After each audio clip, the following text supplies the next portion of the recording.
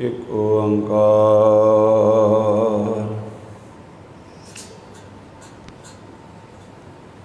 सतनाम करता पुरख निरभौ निर्वैर अकाल मूरत अजूनी सैभं गुर प्रसाद जप आद सच जुगाद सच है भी सच नानक होसी भी सच। कहाँ बुध प्रभ तुच्छ हमारी बरन सकै महिमा जो तिहारी। हम ना सकत कर सिवत तुम्हारी आप लियो तुम कथा सुधारी। बेशुमार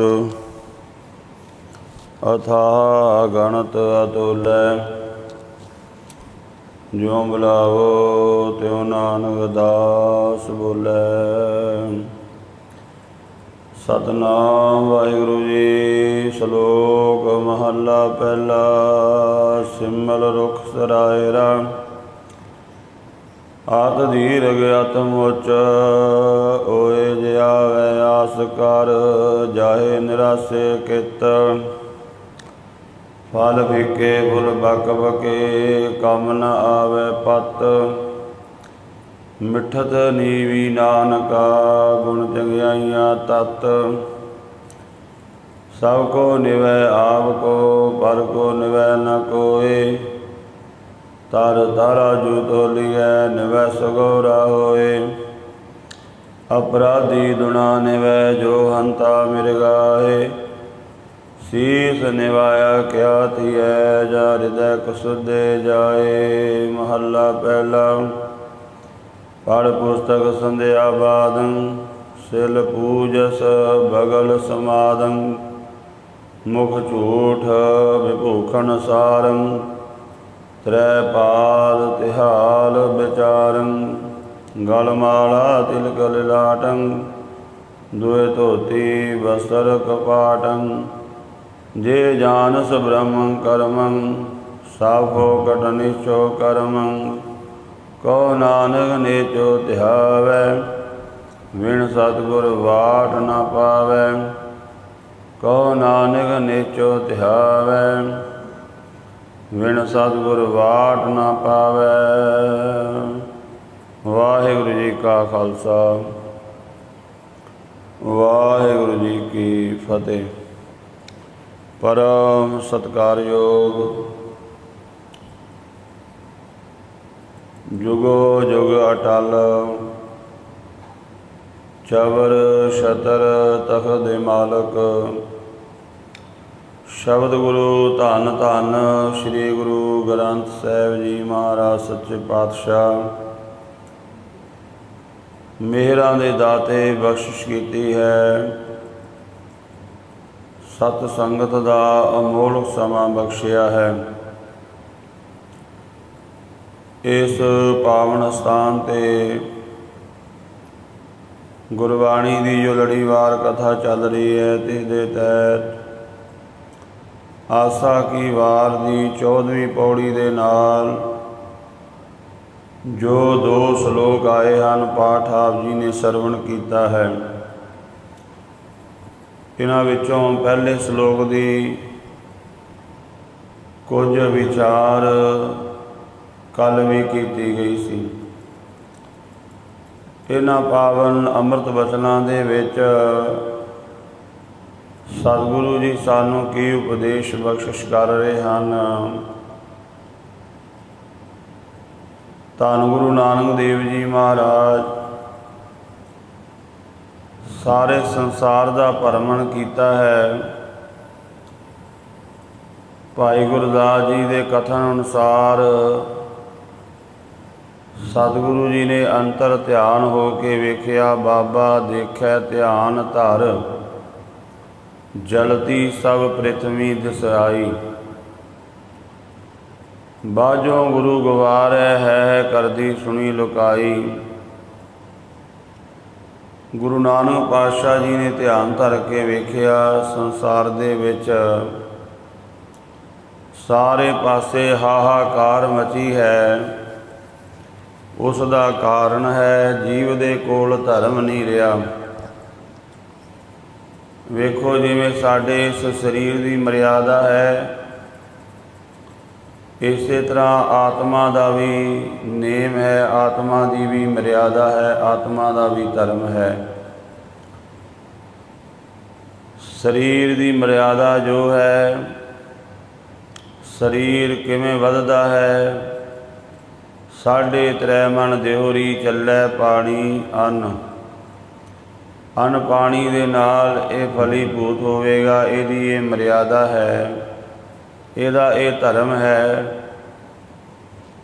आपां इहनूं होर पासे ला देवांगे, इहदे विचों खुआरियां पैदा होणगीਆਂ। इसे तरह जिहड़ी साडी आत्मा है, उहदी खुराक है वाहिगुरू दा नाम सिमरन। पर जदों आत्मा की खुराक कुछ होर बना देवांगे, कर्म कांड पखंड आदक, तां फिर पाप आवेगा और आत्मा कल्प जावेगी। संसार विच जे मनुखता दा धर्म तो विश्वास उठिया, उहदा कारण यही सी कि असीं आत्मा दे धर्म नूं नहीं समझिया, आत्मा की मर्यादा नूं नहीं जाणिया। शरीर की मर्यादा का सानूं पता है, इहनूं अन्न पानी चाहीदा है। इस करके आपां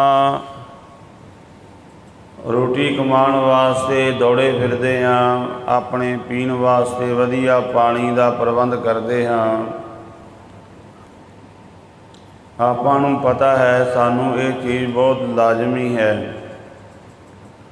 और उहदे वास्ते आपां यतन भी करते हाँ कि सानूं अन्न पानी वधिया तरीके नाल मिलदा रहे, साडे परिवार नूं मिलदा रहे। क्योंकि सानूं पता लग गया शरीर की मर्यादा है, शरीर का धर्म है, इहनूं रोटी पानी चाहीदा है।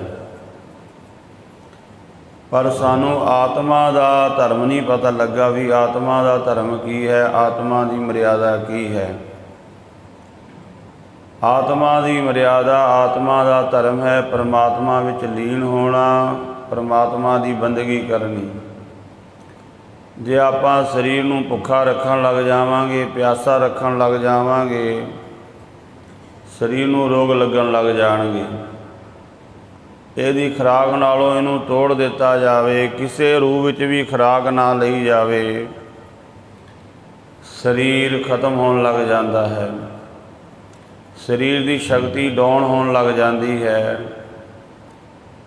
इस तरह आत्मा नूं आत्मा की खुराक ना मिले तो आत्मा डाउन होने लग जाती है, उसदा बलहीन होने लग जाता है। पर शरीर की खुराक भोजन आपां वेखदे हां अज किन्नी मिलावट हो गई है। मनुख जहर ही खा रहा है तो फिर रोगी हो रहा है। जिहड़ी इहदी खुराक सी उहदे विच जहर घोल दिता गया, पानी गंदा कर दिता गया, अन्न गंदा कर दिता गया। सारा अन्न दवाइयां नाल पैदा हो रहा है। इस करके इन्नी ज़्यादा खुराक उपलब्ध होने के बावजूद भी शरीर रोगी हो रहा है। अज तो 100 साल पिछे चले जाओ, इन्ने रोग नहीं सन, क्योंकि जिहड़ी खुराक सी वो कुदरती सी, उहदे विच कोई इन्नियां दवाइयां नहीं पैंदियां सन। खुराक दे विच खुराक तां उही है पर उहदे विच जहर पा दिता गया। इस तरह जिहड़ी साडी धर्म की खुराक सी, भजन बंदगी पाठ जिहड़े कर्म करने, उहदे विच भी जहर पा दिता गया। खुराक उही है, कथा कीर्तन हो रहे ने, बड़े समागम हो रहे ने, सारे धर्मां दे विच बड़ा कुछ हो रहा है, पर वो जिहड़ी खुराक वंडण वाले ने उन्होंने उस खुराक दे विच जहर पा दिता है। जिवें एक दुनियावी तौर पर बंदा वो वेखदा है भी मैं अपना जो मेरे को स्टॉक है इहनूं बेचना है, किसी तरीके बेच देवां, वो अपना लाभ सोच के बेचदा, ना कि अज ये गल मुख रखी जाती है कि इस खुराक नूं खाण वाले ठीक रहणगे जां बीमार हो जाणगे। बस उहनूं इन्ना है भी मैनूं लाभ होना चाहिदा है। दुध विच मिलावट है, पानी विच मिलावट है, हर एक चीज़ विच मिलावट है। उन्हां मनुक्खां दा ये प्रयोजन नहीं भी लोकां नूं खुराक मिले, उन्हां दा ये है सानूं मुनाफा होवे, भावें खुराक विच जहर पा दिता है कोई गल नहीं। इस तरह जिहड़े धर्म के प्रचारक ने वो भी धर्म की गल दे विच जहर पा दिता। वो आदि ने सानूं लाभ होना चाहिदा है, ਇਹਦੇ ਨਾਲ ਭਾਵੇਂ दुनिया मरदी रुड़दी जो मर्जी होवे, सानूं ਇਹਦੇ ਨਾਲ कोई फर्क नहीं। ये पखंड इस तरह चलता है तो लोग उस पासे ज़्यादा आकर्षित होने लग पे। तो साहब सच्चे पातशाह धन गुरु नानक देव जी महाराज इन्हां पावन अमृत बचनों द्वारा उपदेश कर रहे ने। आओ सतगुरु जी के पावन अमृत बचनों नाल जुड़ीए, सचेत हो जाइए। जिवें आपां नूं सचेत करदे ने ना भी अज पानी नूं साफ रखण दा यतन करो, दरख्त लावो, जो भी तरीके ने अन्न पानी बारे सचेत करदियां सरकारां जां होर भी लोग सोसाइटियां बणियां ने, वो सचेत करते हैं क्योंकि चाहते ने ये भी ठीक रहे, उन्हां दी आउण वाली पीढ़ी जनरेशन वो भी ठीक रहे। सारी दुनिया दे विच सारे लोग माड़े भी नहीं हुंदे, सारे चंगे भी नहीं हुंदे, दुनिया का भला सोचण वाले भी हुंदे ने। इस तरह गुरमुखो धर्म की दुनिया दे विच वो भी लोग ने जिहड़े सानूं सच नाल जोड़ना चाहुंदे ने, जिहड़े चाहुंदे ने ये रब दे नाम नाल वाकिया ही जुड़ के सब तरह के पखंड तो परे हो के उस वाहिगुरू दे नाम नाल जुड़ के लाहा लै लैन। तो धन गुरु नानक देव जी महाराज सच्चे पातशाह कृपा कर रहे ने। श्लोक महला पहला। सिमल रुख सरायरा अत दीर्घ अत मुच। पखंड का महाराज पहला इत्थे प्रमाण देंदे ने, जिवें सिमल रुख वेखण नूं बड़ा उच्चा लम्मा सोहना हुंदा है। वो एक नैनीताल के इलाके में गुल्लर का बूटा हुंदा है, वो भी ये वांग हुंदा है, पर उहदे विच ते इहदे विच जमीन आसमान का फर्क हुंदा है। महाराज कहते जिहड़ा सिंबल का रुख है बड़ा उच्चा लम्मा सीधा है, भाव बड़ा मन नूं आकर्षित करता है, उसकी सुंदरता। होए जे आवे आस कर जाए निरासे कित। जिहड़े तोते ने ਉਹਦਾ फल वेख दूरों ਉਹਨੂੰ वेख के आउंदे ने, ਉਹਦੇ फल खाण वास्ते जो फल खांदे ने, फल भी ऐसा हुंदा ਉਹਦੇ ਵਿੱਚ ਉਂਝ फस जाती है। कई तोतियां की तड़फ के विच ही जान निकल जाती, बड़ी औखा ਉਹਦੇ ਵਿੱਚੋਂ अपनी चुंझ ਨੂੰ ਛਡਾਉਂਦੇ ਨੇ। यह है पखंडवाद, बड़ा सोहना लगता है, बड़ा सोहना बाबिया ने धाम बनाया है। कहते ये फलाना धाम है, फलाना धाम है। उत्थे बड़ी सुंदर डेकोरेशन की हुई, बड़ी सुंदर उत्थे नियम बनाया बैठण का उठण का। कई मिलते हैं इस तरह के प्रेमियों, कहते उत्थे तुसीं एक बारी जाके वेखो सी। वो चीज़ मन नूं आकर्षित करती है। एक बारी पखंड विच बंदा फस जाए, उत्थों निकलना बड़ा औखा है। एक बारी तोते की चुंझ फस जाए, उस फल विच बड़ी औखी निकलती है। तो महाराज सच्चे पातशाह कहते आउंदे ने, पर कुछ समय बाद जिहड़े आत्मक खोजी हुंदे ने उत्थों निराश हो के चल पैंदे ने भी इत्थे ते कोई गलबात नहीं, बहुत अडंबर बहुत है।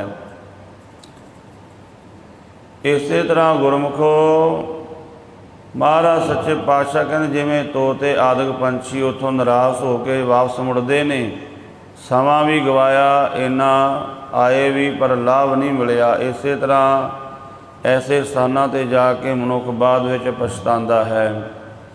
ਕਾਰਨ ਫਲ ਫਿੱਕੇ ਫੁੱਲ ਬਕ ਬਕੇ, ਕੰਮ ਨਾ ਆਵੈ ਪਤ। ਫਲ ਫਿੱਕੇ, ਉਹਨਾਂ ਫਲਾਂ ਵਿੱਚ ਕੋਈ ਰਸ ਨਹੀਂ। ਉਹ ਜਿਹੜੇ ਮੰਤਰ ਦਿੰਦੇ ਨੇ ਨਾ ਕੰਨਾਂ ਵਿੱਚ ਵੀ ਇਹ ਮੰਤਰ ਪੜ੍ਹੋ, ਉਹ ਮੰਤਰ ਜਿਹੜਾ ਫਲ ਰੂਪ ਮੰਤਰ ਹੈ ਉਹਦਾ ਕੋਈ ਰਸ ਸਵਾਦ ਜਿਹਾ ਨਹੀਂ ਆਉਂਦਾ।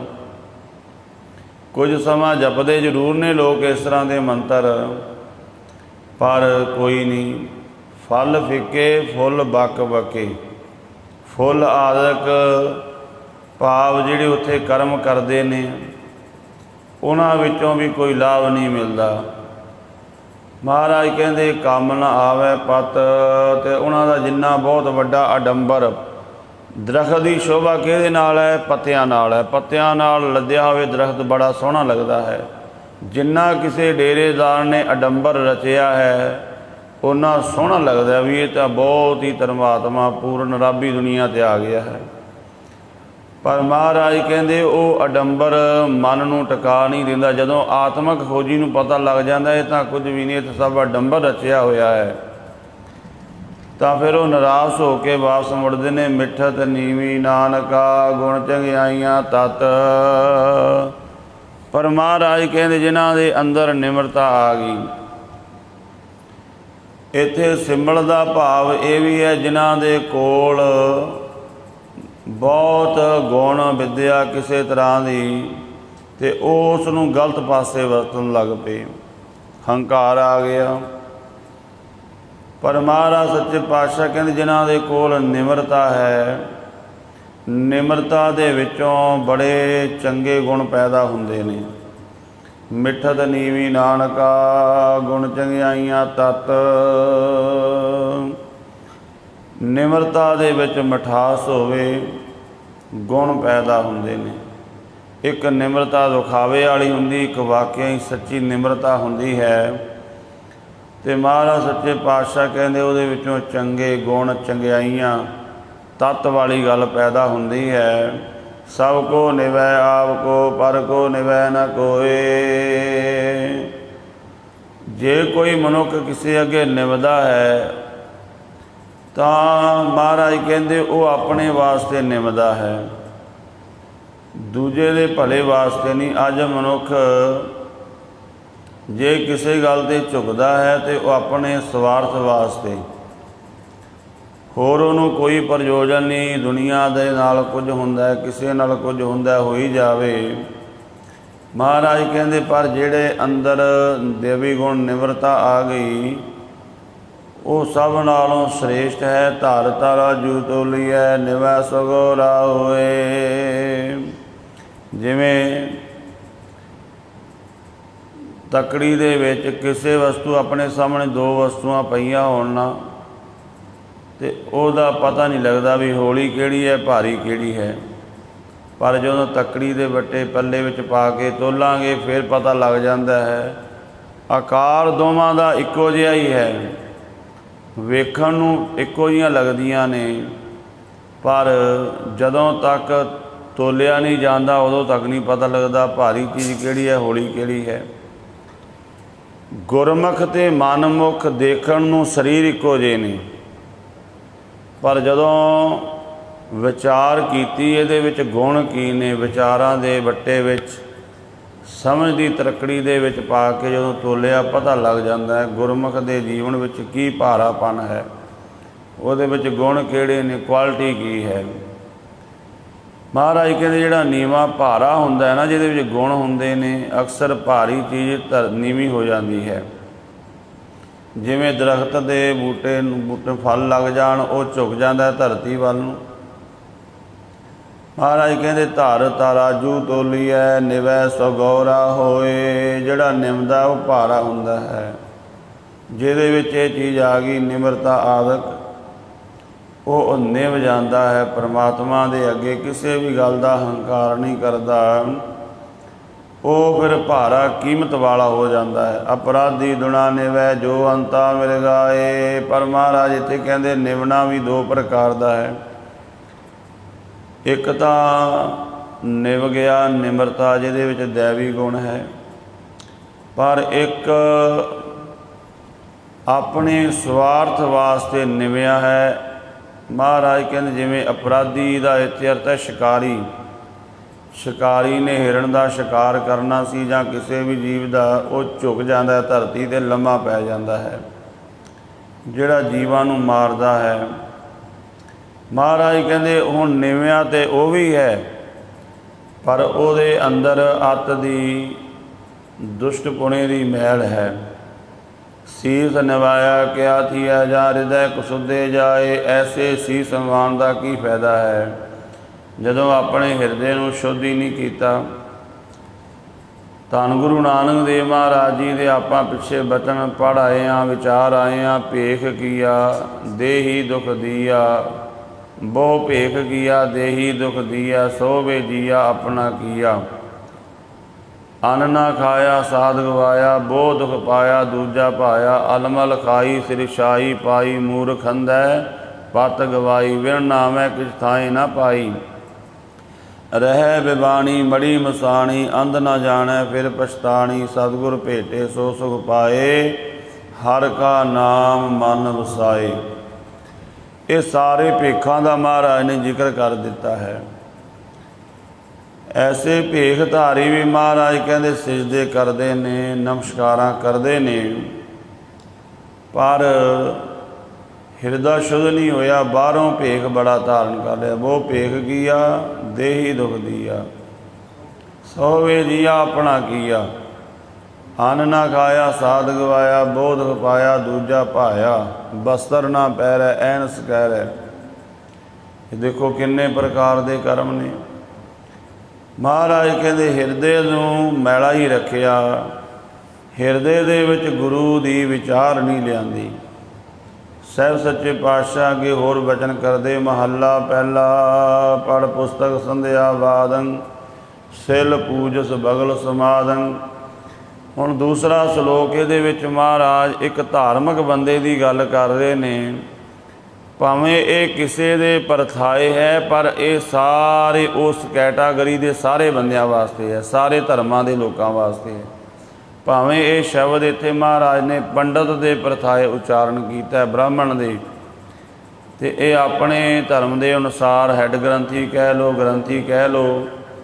ਈਸਾਈ ਮਤ ਦੇ ਅੰਦਰ ਜਿਹੜੇ ਉਹਨਾਂ ਦੇ ਪੁਜਾਰੀ ਹੁੰਦੇ ਨੇ, ਜਾਂ ਹੋਰ ਧਰਮਾਂ ਵਿੱਚ ਵੀ ਜਿਵੇਂ ਇਸਲਾਮ ਮਤ ਵਿੱਚ ਮੁੱਲਾ ਹੁੰਦਾ ਹੈ, ਉਹ ਧਾਰਮਿਕ ਗ੍ਰੰਥਾਂ ਨੂੰ ਪੜ੍ਹਦੇ ਬਹੁਤ ਨੇ।